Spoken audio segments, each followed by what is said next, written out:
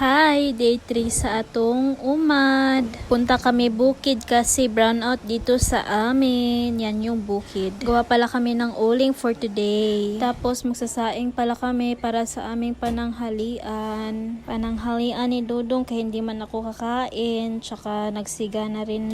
Tapos umpisa na rin pag-uuling. Tawag sa amin yan bagul. Tamang pungko-pungko lang dito. May aso pala dito nagpapadede sa kanyang anak. Tapos dito na nahakot na ni Dodong sa wheelbarrow yung mga bagol at isa-isa nang nilalagay sa drum. Tapos ako naman maglagay. Sobrang usok yan guys, nakakaiyak. Umiyak muna bago kumita ng pera. Ayan. Siguro mga isang sako to ng uling ang magagawa namin sa isang drum. Tapos namin magawa ang uling ay iiwan rin namin ito. Tapos kinabukasan na namin ito babalikan para mag-cool down yung init. May baga pa kasi yung uling. Ayan, luto na pala yung kanin. Pagkatapos ay punta kami dun sa may makupa. May nakita kami iilang makupa kaya habhabin na yan. Ito, kaunti lang yung kinuha namin. Tapos inom muna ako ng tubig kasi nakakauhaw. Diyan kain-kain na si Dodong ng chichirya.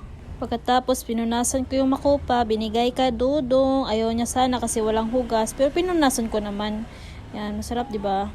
Tapos may nakita kami ditong guyabano. Binabato lang namin yan ng kahoy para mahulo. Ako naman, sablay. Ito na yung guyabano, may kagat pala siya. So, pananghalian na, kakain na si Dudong.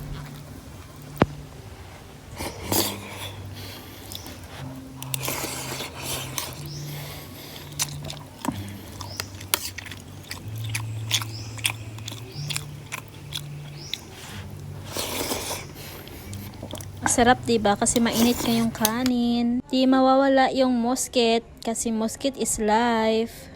Tapos kumuha rin pala dito si Dodong ng buko kasi nga gusto niya ng buko. Fresh buko from bukid. Nilcutter muna kasi nanunusok na ang aking kuko. Tapos nagbabalat na pala siya dito ng niyog kasi dadalhin namin dun sa syudad. Gagawing yung ginata. Tapos, kumuha na pala kami ng saging kasi masarap ang saging. Tapos may bagoong. Bagoong. Tapos meron ding sili. Sarap talaga.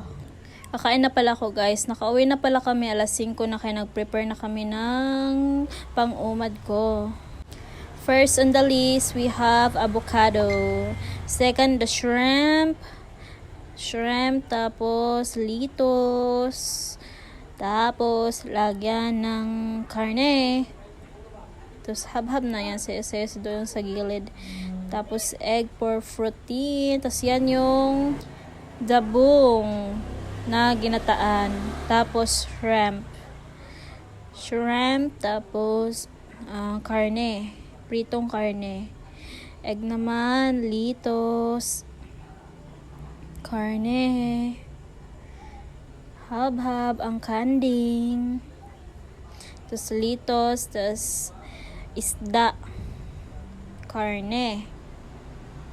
Yan. Habhab na yung kambing.